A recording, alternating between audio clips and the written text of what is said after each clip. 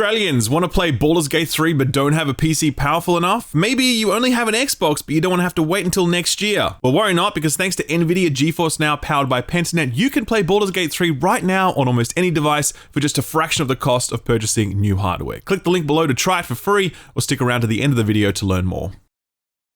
Gamers, did you guys see that Destiny 2 Final Shape reveal? Oh, what's that? You don't care a lick about Destiny? Well, bad luck, buddy. You're on the wrong channel. I'm gonna force feed you Destiny like that scene in Clockwork Orange, or like Austin does with Guild Wars 2 every time I hand in the mic.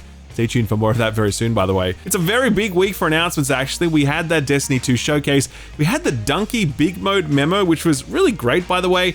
But most importantly, we got the August edition of Jeff Keighley's Trailerama, live from the assumedly very pleasant-smelling Cologne, Germany. There, Jeff wowed us with updates for games we already knew about, but to be honest with you, that's okay. 2023 is so absolutely jam-packed with huge titles that I think our plate is full up for the next little while.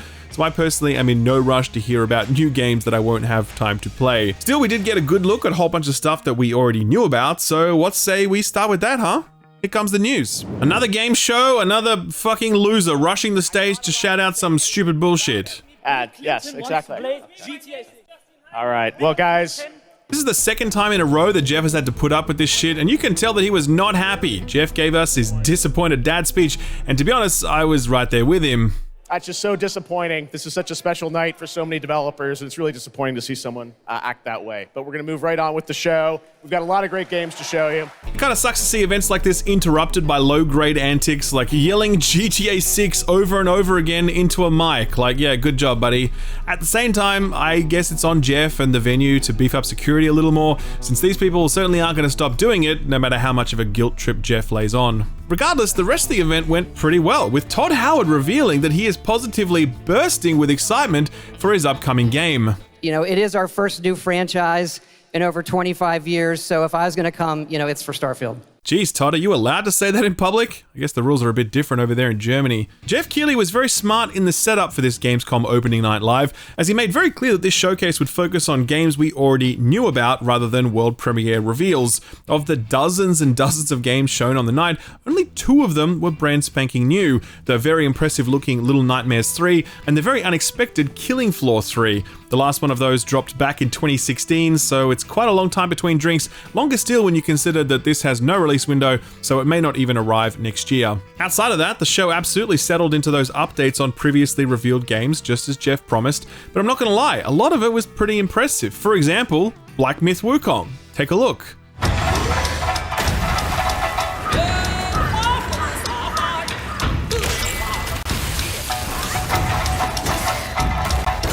Recent hands-on previews for this one have all been pretty encouraging, so here's hoping this one plays as good as it looks. Crimson Desert was the other big one to steal the show. This is from the developer behind Black Desert Online, and it looks a little like this.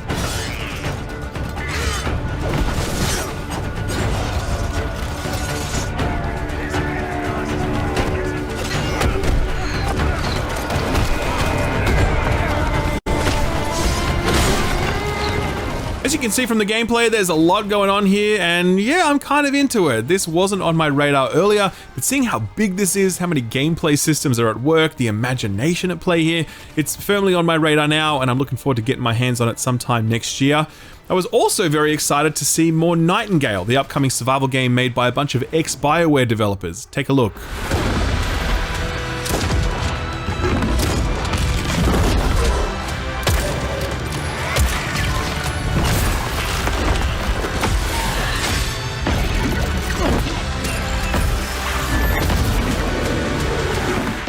As I've mentioned in the past, I've spoken to the studio head about this one, and there's some really cool ideas going into it, stuff that hasn't even been shown off yet. It's been very high on my wish list for some time, and this trailer has only piqued my interest further. Best of all, we got an early access release date for it. It's now locked in for February 22nd next year. A few more titles got a release date locked in, like Tekken 8, which is launching January 26th next year, Sonic Superstars on October 17th, and the Crew Motorfest on September 14th. That one comes with a 5-hour free trial as well, so do keep that that in mind. NetherRealm continued their pitch-perfect drip-feeding of reveals when they showed off a new story-focused trailer for Mortal Kombat 1. It looks just about as ridiculous and over-the-top and awesome as previous MK stories, and I have every intention of playing through the campaign and never touching the multiplayer because fighting games are scary. Alan Wake 2 is dropping in October, and to this point, we hadn't seen any gameplay of the title character. It's all been about the other character, Saga, a cop researching paranormal-style murders in a swampy bayou region.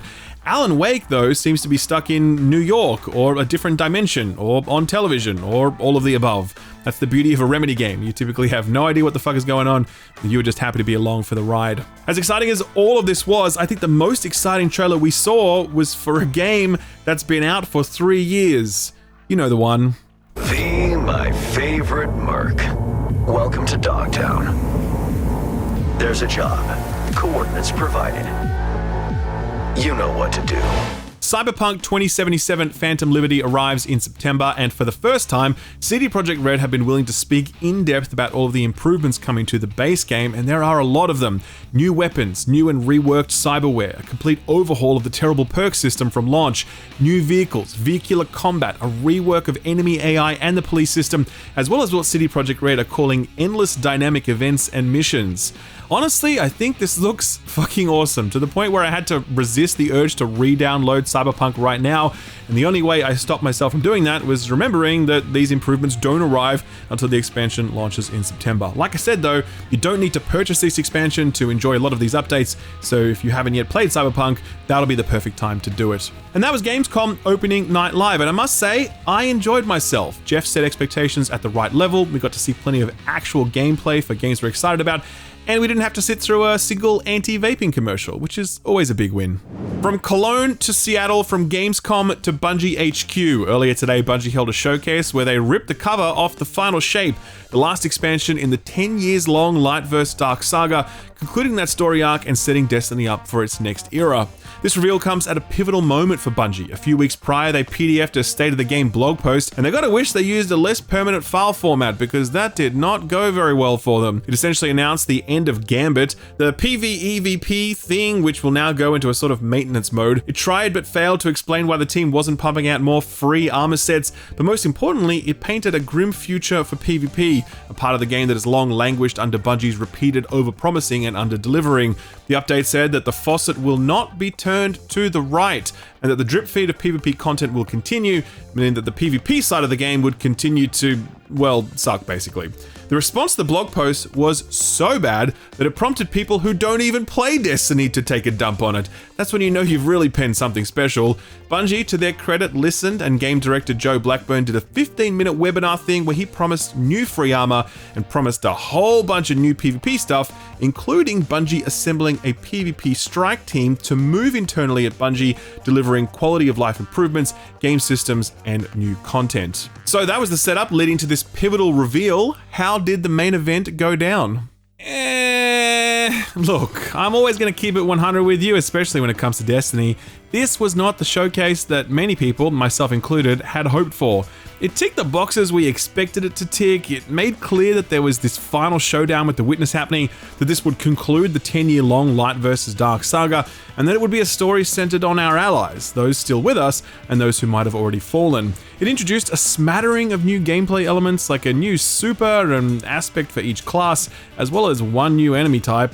There were a few quality of life things too, like the delayed introduction of the in-game looking for group system. That was about it. Like I said, it did the things we expected it to, but it did absolutely none of the things that we were hoping it might do. A new subclass, a new enemy faction, a new core gameplay system like masterworking or crafting or whatever, a new PvEVP game mode to replace Gambit, anything really. For myself and many others, we were always going to play the final shape because after 10 years, we've got to see the saga through to the end. The thing I was hoping for was a reason to keep playing Destiny after I'd laid out the Witness and taken a screenshot over his corpse. It reminded me of when I first killed Arthas all of those years ago at the conclusion of Wrath of the Lich King. For many of us, that was the end of our Warcraft saga, and while we all dipped our toes in and out after that, it was never quite the same, namely because Blizzard weren't able to find a new high point either narratively or in their core gameplay design.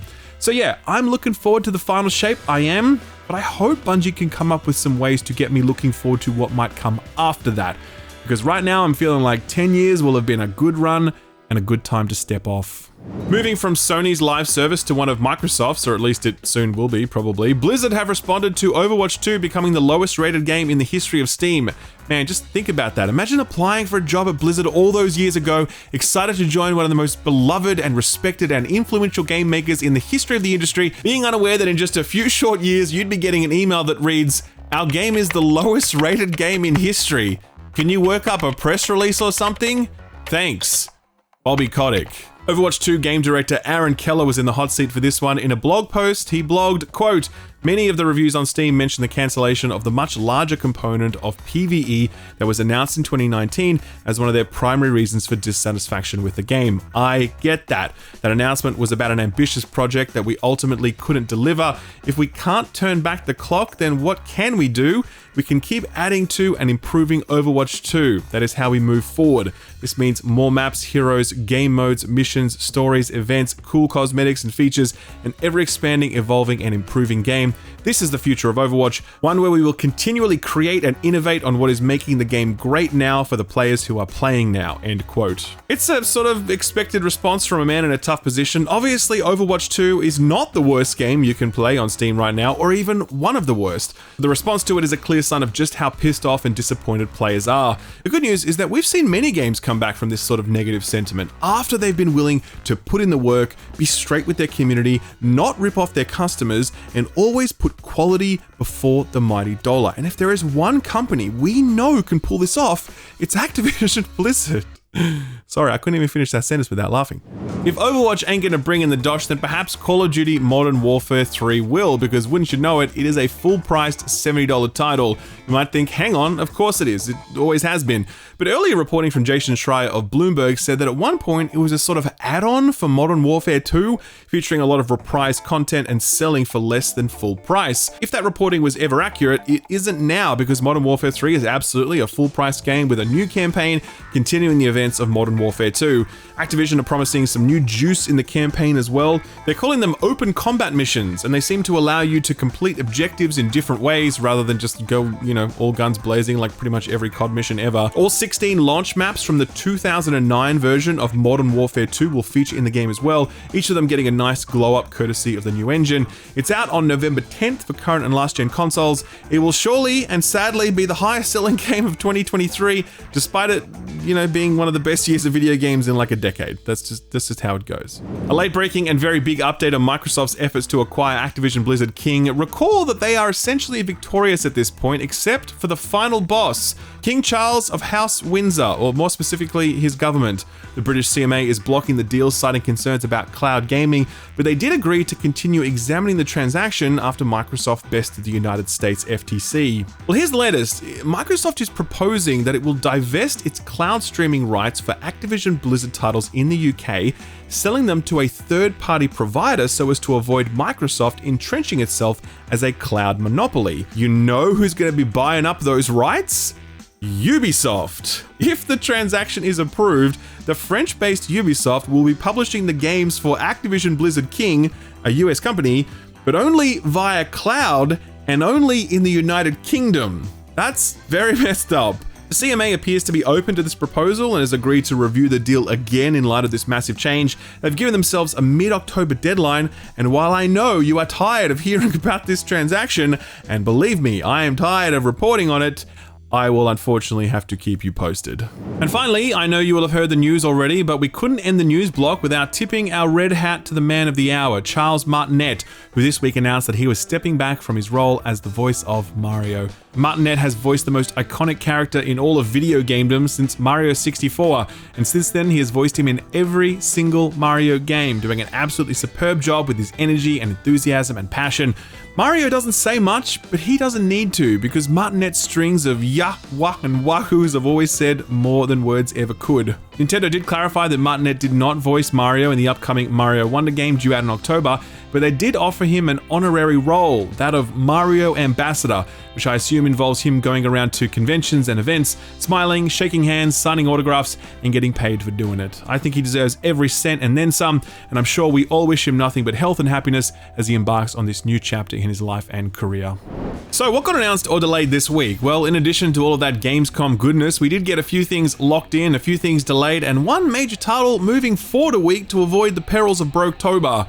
Kicking things off is the surprise reveal of Fight Crab 2. Take a look at this.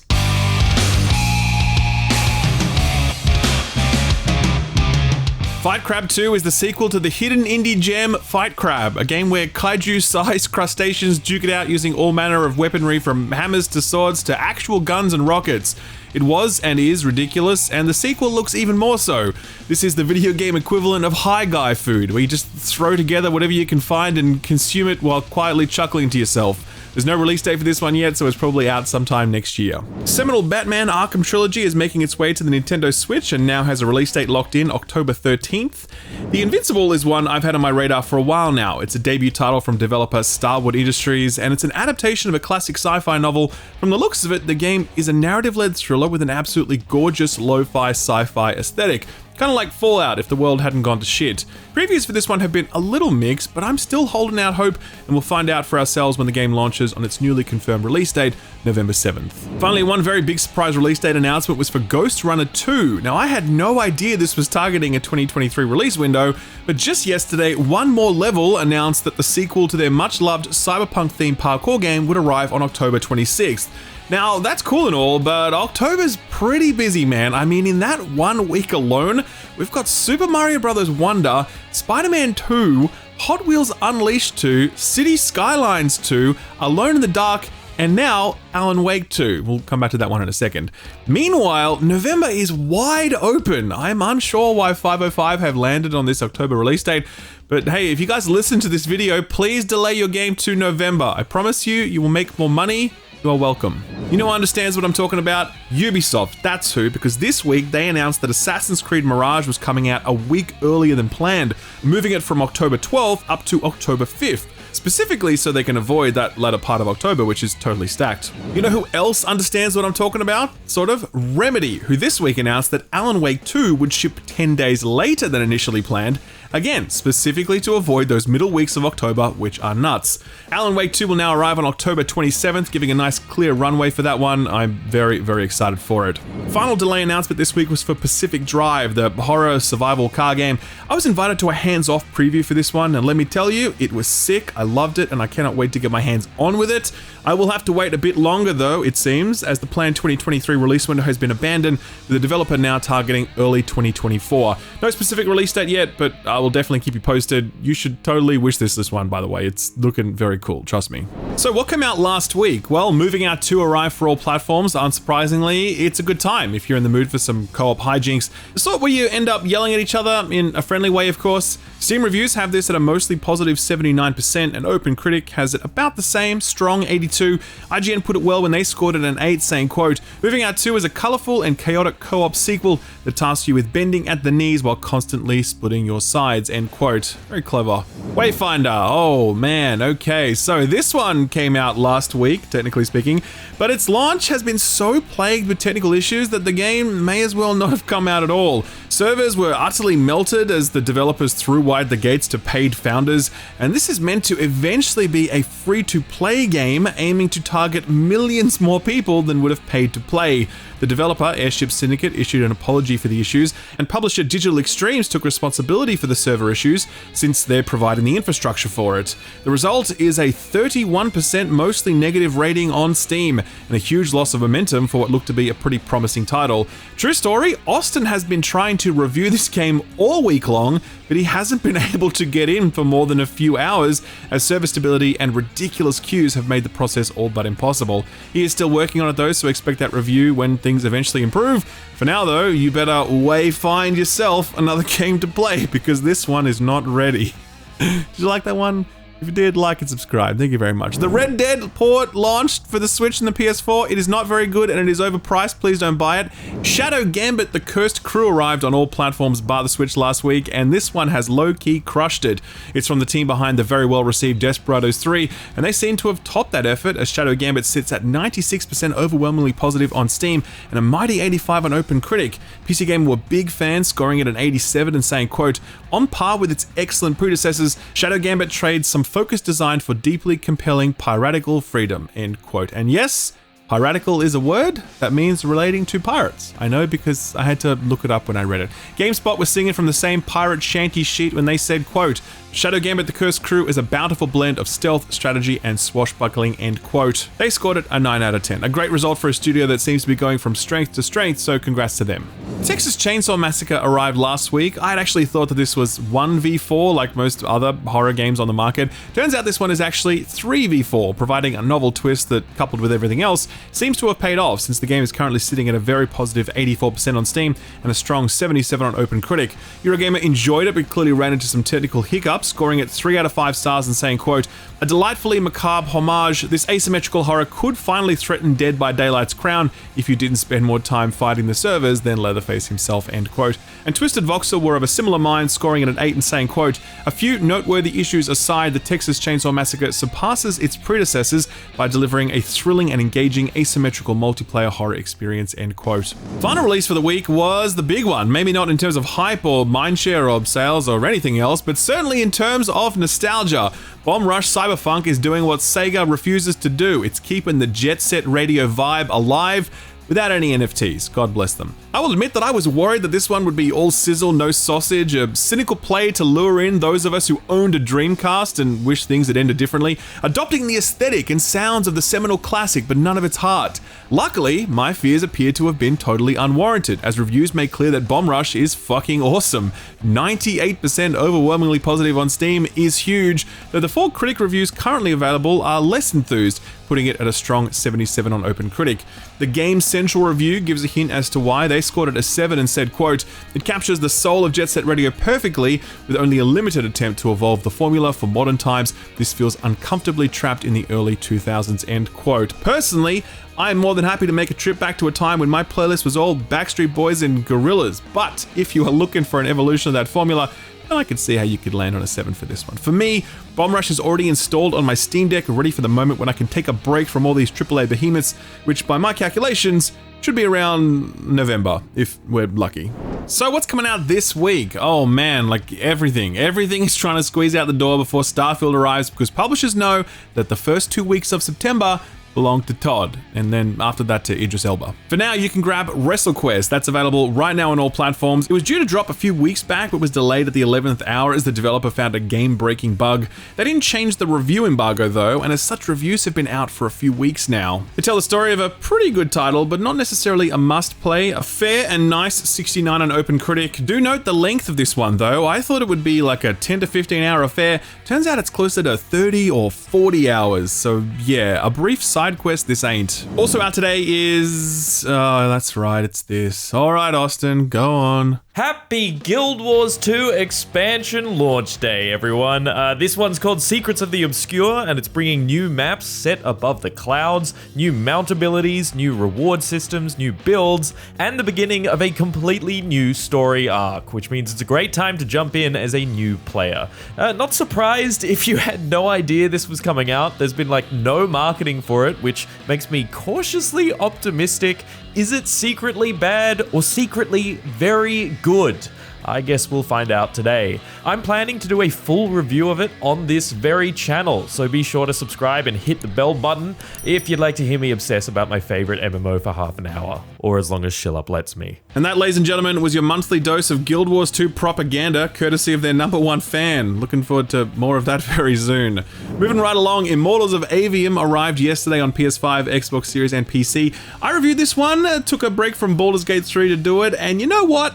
It's okay. I'm not going to sit here and tell you it's fantastic, because it's not, but it's fine. Its action is serviceable, it looks flashy if you have a PC beefy enough to run it, and the writing is often cringy in that sort of MCU comedy sense, but at least the writers commit to the cringe rather than feeling low-key ashamed of it. For me, this was a nice palate cleanser, a nice break from the bigger, chunky, and more demanding stuff that I'm currently playing through, or about to play through. It was just dumb, silly, forgettable fun that I did enjoy. I wouldn't recommend this at full price necessarily, especially not now, given how stacked the release schedule schedule is, but on EA's subscription service for a couple of bucks or later down the line at a discount, I think you might be positively surprised by this one. Other reviewers put it somewhere similar, the title's sitting at a fair 71 on OpenCritic. Very few outlets are calling it bad, it's just not great, and it's definitely not an essential release in a window where there are a lot of essential titles dropping. If you're interested to hear more, I'll leave a link to my review below the like button. Blasphemous 2 hits on the 24th for all platforms. Very little marketing pump behind this one, which is a shame because the first one totally ruled. A gothic, religiously charged Metroidvania that played as good as it looked, and to be clear, it looked excellent. The sequel appears to be more and better. The reviews for this one have already dropped, a mighty 84 on OpenCritic.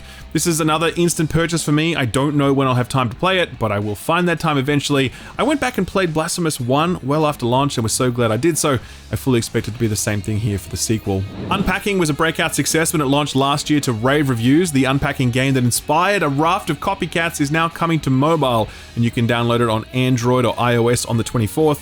Biggest release for the week is the new thing out of FromSoft, which is actually kind of the old thing out of FromSoft, since this is them returning to the series that got them their start all those years ago, before all their Soulsborne Ring games came along and turned the entire video games industry on its head. I'm talking, of course, about Armored Core. Bandai Namco were kind enough to send me a review code for this one, but sadly I have not had time to play it, because I've been on Baldur's Gate and Immortals of Avium and the new show and other exciting stuff that I can't talk about yet.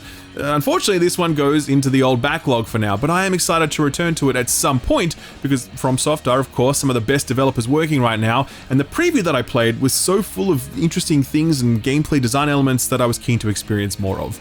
The mech game is not a popular genre, but if any studio can make it popular, it's FromSoft. I have little doubt that they'll nail it. We'll check back in on the reviews next week. Goodbye Volcano High is an angsty visual novel that finally arrives to the PlayStation and PC on the 29th. Here's something special. Sea of Stars hits all platforms on the 29th as well. From the development team behind The Messenger, this one is a spiritual successor to the Chrono Cross games, to the point where they even got the Chrono Cross composer on board, Yasunori Matsuda, who is a crazy talented composer, by the way, and part of me wants to play this just to experience the soundtrack. This is promising to be a sprawling 2D retro-inspired JRPG-style adventure, and the art design is looking superb. Every chance in the world that this is going to be wonderful, and not for nothing, but this one is actually coming to both PS Plus Extra and Game Pass, making it very easy to get your hands on it. Just briefly, Samba de Amigo is back, only this time you're shaking Joy-Cons instead of maracas. That's out on the 29th. And finally, Under the Waves drops for all platforms, bar the Switch, on the 29th as well. This one is a narrative-led experience. It tells the story of a deep-sea diver living far under the waves, exploring the deeps while also exploring the grief he carries following a tragic event. I played this at Summer Games Fest and I really liked it. The writing was very strong. It went straight onto my wish list. If you're looking to feel sad for a bit for some reason, then I suspect this will do the job. Alright, you might have seen this one already, but I feel like it's worth a shout just to make sure that no one has missed it. So put this on your radar.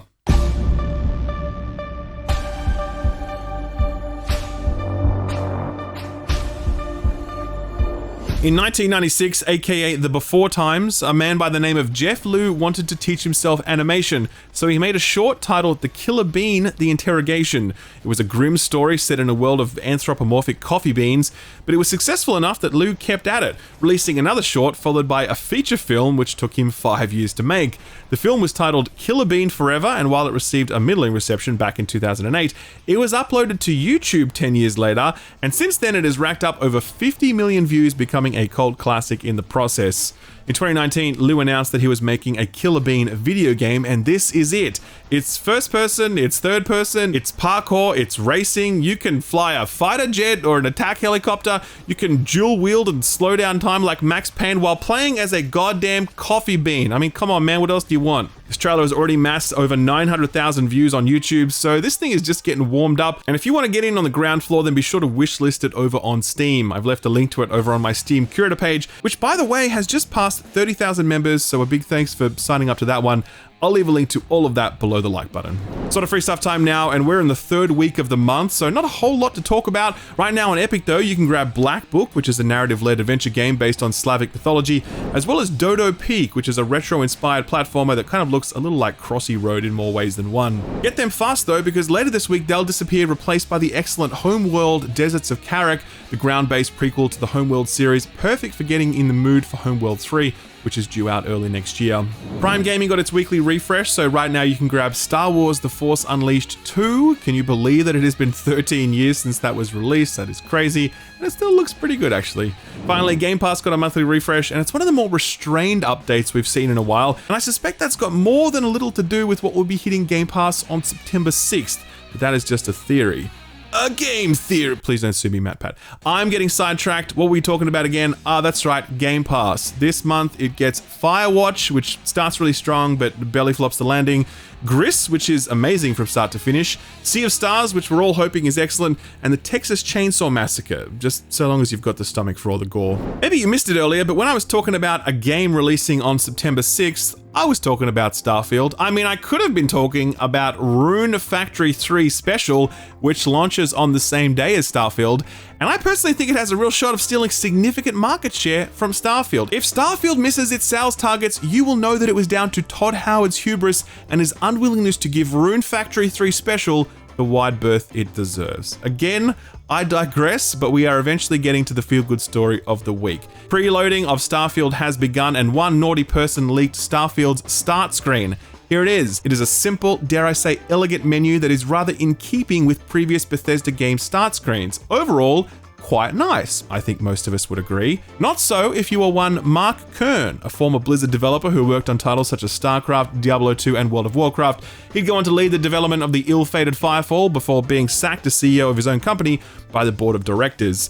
Now, to be clear, the point of this block is not to make fun of this guy. The internet's already taken care of that. The point of this block is to make fun of what he said, which is a subtle but important difference. He tweeted out, quote, "The physiognomy of start screens." Hey Siri, what does physiognomy mean? A person's facial features or expression, especially when regarded as indicative of character or ethnic origin. Thanks, Siri. The physiognomy of start screens. The start screen of a game can reveal a lot about how rushed the team was and how much pride they took in their work. Starfield's start screen either shows hasty shipping deadlines by a passionate team overworked, or a team that didn't care, end quote.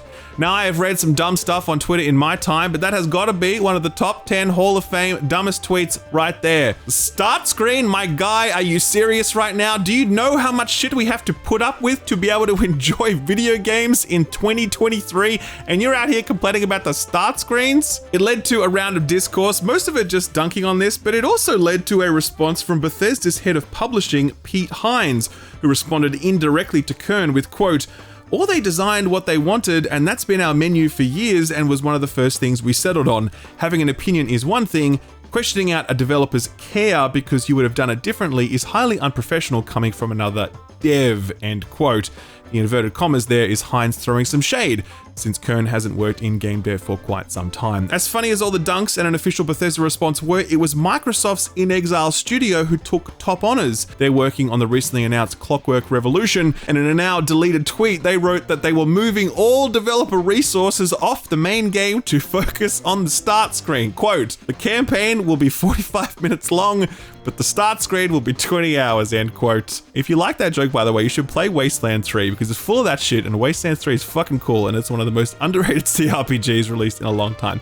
Anyway, that is the end of the show. Gamescom is in full swing, so you should expect plenty of impressions videos from different outlets and content creators very soon, myself included.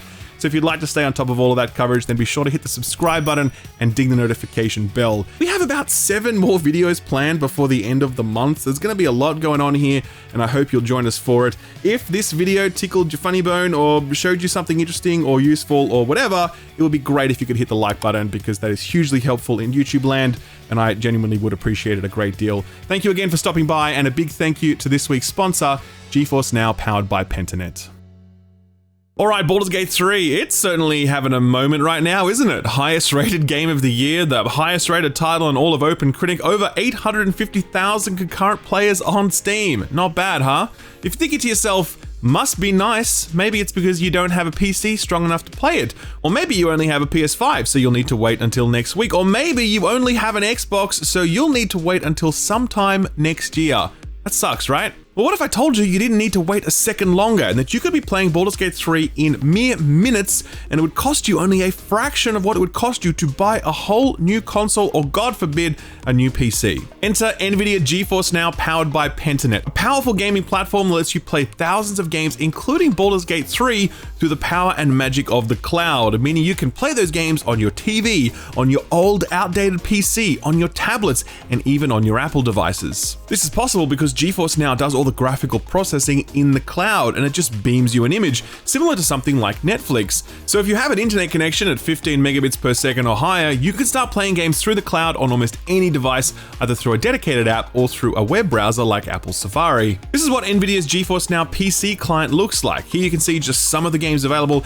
Key thing to note is that if they appear here, it means that I own them on another platform like Steam or Epic or Ubisoft Plus. This is the best thing about GeForce Now. You don't need to re-buy your games to play them here. It just lets you cloud stream your existing game libraries, which is awesome. And here is Baldur's Gate, playable with just a click of a button. Doing so will run the game on high-end PC hardware in the cloud, and you get to enjoy one of the greatest RPGs ever made right now, without having to wait for it to come to console and without having to fork out big dosh for a new PC. It's not just Baldur's Gate, of course. New games are added to the service every single week. Just last week, it got Texas Chainsaw Massacre, Wayfinder, Bomb Rush Cyberpunk, Shadow Gambit, and more. That's most of the biggest releases of the past week, and they were all available on GeForce Now, powered by Pentanet. They just revised their pricing and membership models, allowing you to choose the right package for you. There is a free trial available all the time, allowing you to test this for yourself, and for less than a price of a cup of coffee, you can get a full month of the basic tier membership, giving you the ability to stream games on the fly with ease. If you find yourself loving it and using it often, you may want to check out their priority tier, which provides a host of benefits, including ray tracing. And if you use a Shield TV Pro, you can upscale your GeForce Now games to 4K, so they'll look even better on your 4K TV or monitor. PC gaming is, I think, the best way to go about it, but the cost of entry is intimidating, and you have to worry about upgrading your hardware and troubleshooting issues, etc. If you want to get into PC gaming without any of the cost or hassle, then GeForce Now is absolutely the way to do it, allowing you to play new releases like Baldur's Gate 3 with ease. You can try it now for free by clicking the link below. Thanks GeForce Now, powered by Pentanet, for sponsoring the video, and thank you for watching it.